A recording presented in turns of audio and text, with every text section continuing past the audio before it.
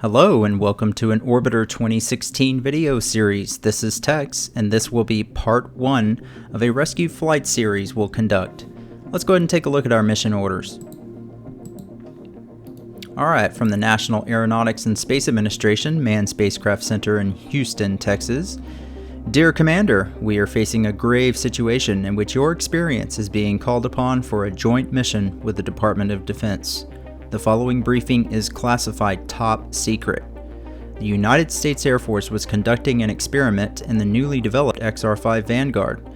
Shortly after reaching a geosynchronous orbit, the crew reported a fuel leak. Within minutes of that transmission, communications suddenly ended. Ground telemetry shows a sudden loss of pressure on board, so we fear that all crew members have perished. Given the nature of the highly classified technology on board, the recovery of the vehicle is critical. Your mission is to depart Kennedy Space Center in the XR-2 Raven Star, with 2 United States Air Force crew members on board, along with your own crew of 5. We've added fuel tanks in the cargo bay that you will fill up upon successfully rendezvousing with the Fuel Service Station Bravo in low Earth orbit. However, its inclination is 25.65 degrees off plane from the XR-5. You will need to find the most efficient way to rendezvous with the XR-5 in geosynchronous orbit. Upon arrival, the Air Force members will disembark your ship and seize control of the XR-5. Once they have secured the ship, you will transfer all available fuel to their vessel. Once all systems are operational, the Air Force crew will return the XR-5 to Edwards Air Force Base. You are ordered for an immediate debriefing upon safely landing your XR-2 at Kennedy Space Center. We trust you will successfully carry out these orders with the utmost priority. Godspeed, Commander. Alright, so we have our orders. Let's go ahead and get started, and we will load our first part here. Let me also briefly mention that this technically is not a video tutorial, but if you learn something from it, then that's great. I'll give it just a moment while the graphics load. Alright, and you'll notice here in the cargo bay we do have the main fuel cargo on board. There is no fuel in it at the moment. If we hop in inside the cockpit, we'll press F8 to go to the panel view. And you'll see here we have just enough locks for 5 days to accommodate 7 crew members, but remember we're going to disembark 2 of those crew members once we reach the XR-5. This should be more than enough locks to complete the mission. The problem is going to be fuel. It's going to be a challenging mission in order to get to the XR-5 with enough fuel in order to transfer any amount of fuel of significance to the XR-5 so that it can deorbit and return to Earth, as well as us. We still have to get back as well. Alright, so right now we have really more than enough fuel to get into orbit and get to the fuel service station, but we're not topped off, and that's okay. Alright, first thing we want to do is find a launch window. Let's go ahead and power up our MFDs, and I'll tell you what, for right now I'll hop into the glass cockpit so you can see this a little better. I know sometimes it's hard to see on the video. In the panel view, I guess if you're watching Doug, I would recommend one of my recommendations would be to somehow make these MFDs a little bit bigger, but otherwise I love this panel view. Alright, so let's pull up our map MFD. We will display lines orbit plane, and we will target FSSB. And you can see we do actually have a launch window approaching here. Looks like it's going to be a southeast launch heading. Again, the FSSB in this world we're in now is currently the same inclination as ISS, and we know the southeast launch heading is 137 degrees. So with that, we can pull up the align plane MFD and target FSSB, and we'll watch time to node here. When TN gets to about 400 seconds, we will go ahead and do our pre-flight check. And let's get the orbit MFD ready to go. We'll do surface over here. Alright, let me just time accelerate until TN gets to 400 seconds.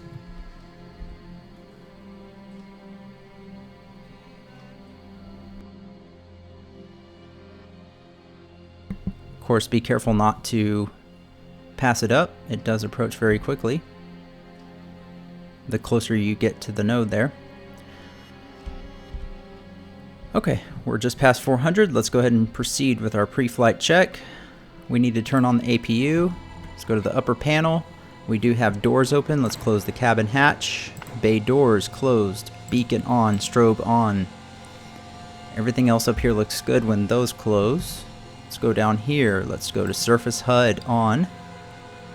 AF control surfaces on. Everything here looks good. Bottom panel. External cooling off. Good. Okay. Alright, doors are closed. Okay, of course we're not re-entering. No, the landing gear's down, so we are good to go. So when TN here reaches 350 with the XR5, I'm going to go ahead and launch. I'll take it down to 320 actually. Just burn a little bit of APU fuel. Alright. There we go, that's close enough. Alright, I'm going to take off, power up, full power. We're going to turn to a heading of 137 degrees.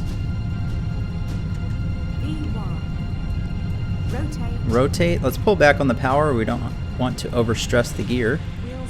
Wheels up. Press G to raise the gear. Let's turn over to a heading of 137 degrees. Gear up and locked. Alright, somewhere in there. Let's level off. I suppose I passed it just a bit actually. Turn back.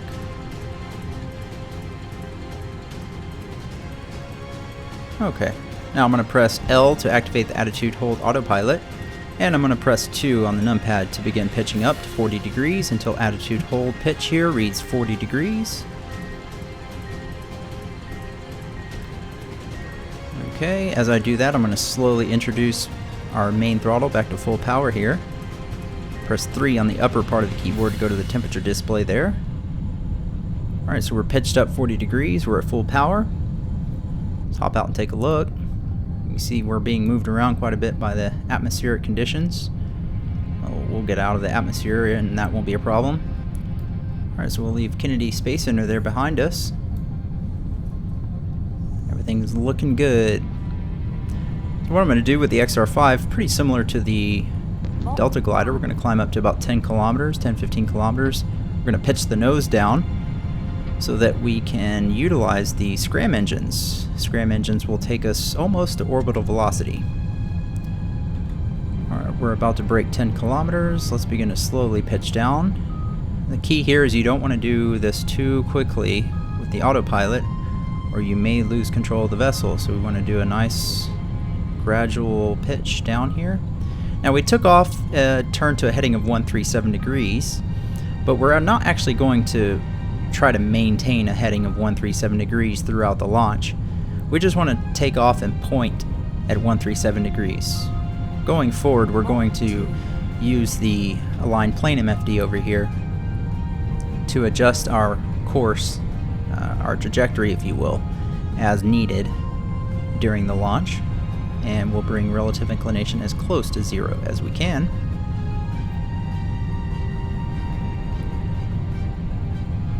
Alright, so we'll watch our vertical speed. You can see that in several areas. You can see that right here and over here on the surface MFD. You can see our altitude right here, up there, also in the surface MFD.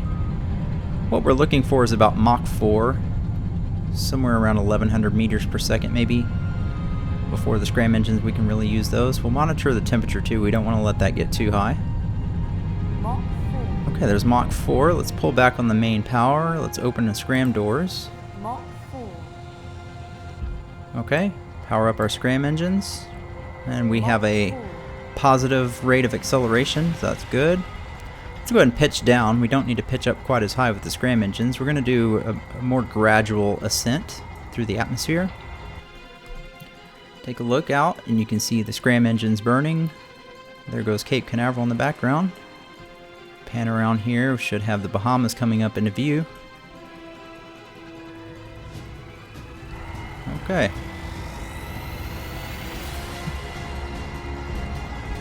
Looking good. Now you can use Alt on the keyboard to adjust your pitch, your attitude pitch hold by 0.5 degrees. So I'm currently at 7.5.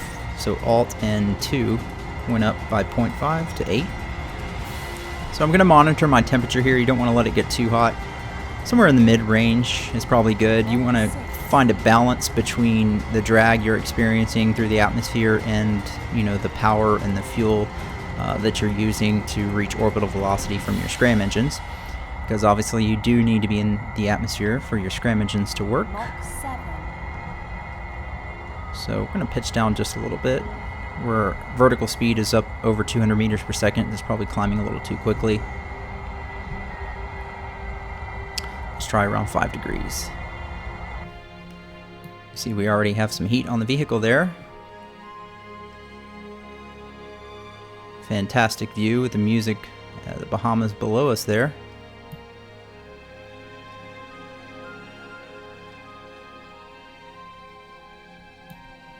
Very nice. All right. Back to business. We're watching relative inclination here count down. We'll watch our radius vector here spin around on the line of nodes, and our rate of change, if that reaches 0, we want to make sure that we prevent that from going positive. We want to always keep that negative so that we're reducing our relative inclination. Looks like we are going to hit a positive rate before the end of orbit insertion here, so let's pitch down a little bit more. Notice this nice slow ascent, 51 kilometers in altitude. Alright, so our radius vector is pivoting around on the line of nodes there. Let me try to, let's go rotation RCS on. Let's yaw to the left and cancel out that movement, and pretty much just try and keep a 90-degree angle between our radius vector here and the line of nodes. And that'll help us keep relative inclination at the lowest possible value for the remainder of orbital insertion. Alright, let's pitch down a little bit more. Mach 14. Alright, Mach 14, we're a little over half, maybe orbital velocity here. We need to get over 7,000, I think it's around 7,600 meters per second, 7,400 meters per second roughly.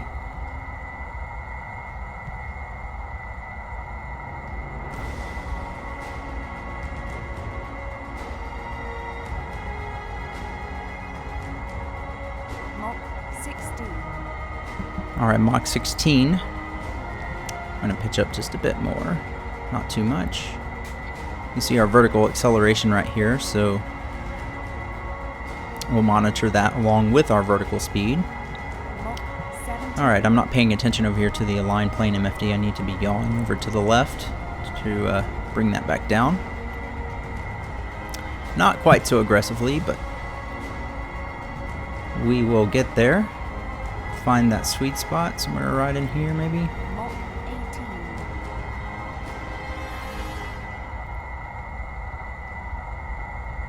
Alright, so we're going to monitor our scram temperature and our scram fuel as we near orbital velocity.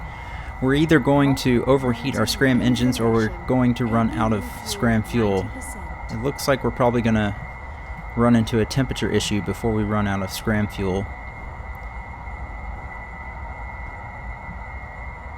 Yep. You can see our temperature here. 20. We'll take it till it gets in the red, right there. Drop the scram engines, close the scram doors. Let's go to the lower panel, and we're going to dump this excess of scram fuel. Warning. Just wasted mass. You can see it's dumping out behind us there. Scram fuel low. Warning. Fuel dump. Warning. Okay, Scram fuel depleted. now that that's gone, we'll get rid of that before we reignite our main engines. Alright, so full power on the main engine. Alright, but let's go over to our orbit display, orbit MFD here. Mach 21. Target the fuel service station. Alright, so its let's see, its apoapsis is about 374 and its periapsis is 350. So we will shoot to have our apoapsis around somewhere in that range between 350 and 374. At this point, looks like our relative inclination is pretty much as good as it's going to get. So, tell you what, let me hop over to the glass cockpit for you. Maybe a little easier to see this orbit MFD as we complete the orbit here. Mach 24. Alright, so again, let's see, where its altitude is 370 right there. So that means our apoapsis is going to be over here, so we'll shoot for around 370 for us as well. Actually, its apoapsis is right here, so we'll shoot for 374 because that's going to be right around where our apoapsis is.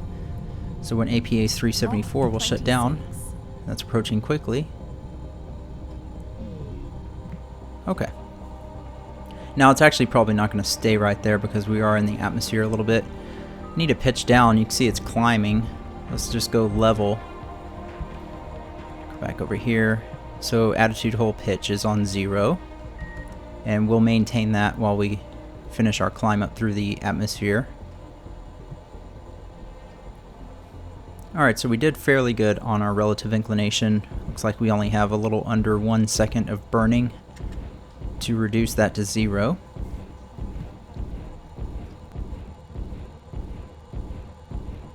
Mach 27 plus. Alright, Mach 27 plus, so we are at orbital velocity. Alright, so our temperature has fallen. Our hull temperature is now within a safe range. We're above 80 kilometers. It's safe to go ahead and deploy the radiator. Now we have to do that because that controls our coolant temperature. You can see that is climbing. As long as your radiator is deployed, that will keep that under control. So we are looking good. Alright, radiator's deployed. Let's see, we can probably go ahead and disable attitude hold, press L on the keyboard, turn off AF control surfaces, and the APU can be turned off now. We want to conserve that APU fuel. Alright, let me jump, let's see, check the top panel. Everything looks good there. Let's jump into the glass cockpit.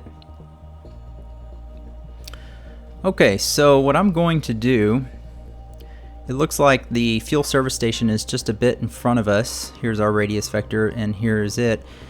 I think I will catch up to the fuel service station, so I need to have a shorter orbital period, which we currently do, except we're in an unstable orbit. Our periapsis is below the surface.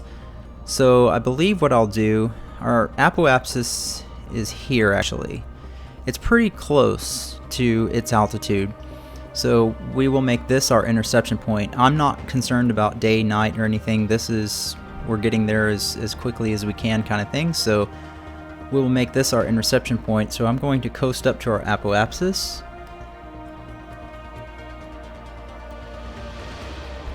Let me go ahead and press H twice, orbit HUD, orient the vessel prograde. And it looks like we're gonna hit the next node crossing at the same time as apoapsis. So apoapsis takes priority. We're in unstable orbit. Let's coast up to apoapsis, and what I'm going to do is a small burn. We'll raise our periapsis up to about 200 kilometers just to be sure we're safely above all of the atmosphere.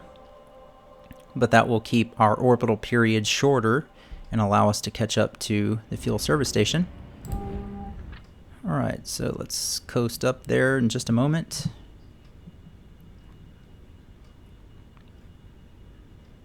There's apoapsis, so I'm burning my main engines. We'll watch periapsis. MECO at 200.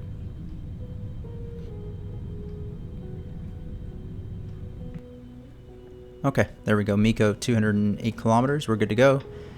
Alright, so we will fine tune our interception point here. Also, we need to align the orbital plane. So let's go ahead and let's do those two things, and then we'll pick up the next part with synchronizing and docking. So let's time accelerate. Alright, what I'm going to do first is align the orbital plane, and we'll find out what the fuel service station's altitude is at our apoapsis when it passes by, and we will set that interception point after we do the aligned plane burn here. It's not going to take very much. We're coasting to the descending node, so of course we're going to burn orbit normal, which is the plus sign here. We're almost 100 seconds from the node. Let's go ahead and orient the vessel. And so when TN reaches around just under 1.5 seconds,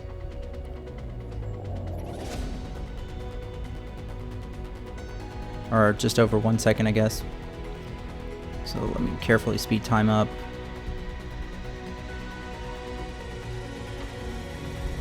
Alright, almost time for the burn. We'll watch relative inclination.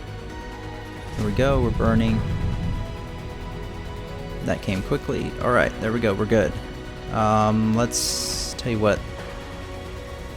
I'm just guessing. Let's see, our apoapsis is actually 349 now. So I know I'm going to need to raise it some. Its altitude right now is 362. Its apoapsis is, I believe, over here. Let's see. Yes, its apoapsis is here. And it's currently at 362, so halfway, I guess. Let's see, it's 375, 360, so I'm going to shoot for around 368, 369, something like that. It's not going to stay there. I have non-spherical gravity sources on, so I'll tell you what, we'll just shoot for 370, nice even number there. Alright, we're at our periapsis. I'm going to do a very small burn and raise our apoapsis up to 370. Okay, good enough. Alright, so our plane is aligned. We have an interception point established. It looks like that's going to be, we're at orbital sunrise, so it's going to be at orbital sunset, so we will have a night docking. Should be interesting. Okay, so I think I'll go ahead and wrap this up here. If I go any further, we're going to go over 30 minutes. So we will pick up in the next video, and we'll go ahead and cover synchronizing the orbit and docking with the fuel service station. Alright, thanks a lot for watching, guys. Be sure to subscribe for updates along with the video series as they come out. And let me know what you think, if this is an interesting idea. And really appreciate you following along with all the videos as usual. Take care, and we'll see you in the next one.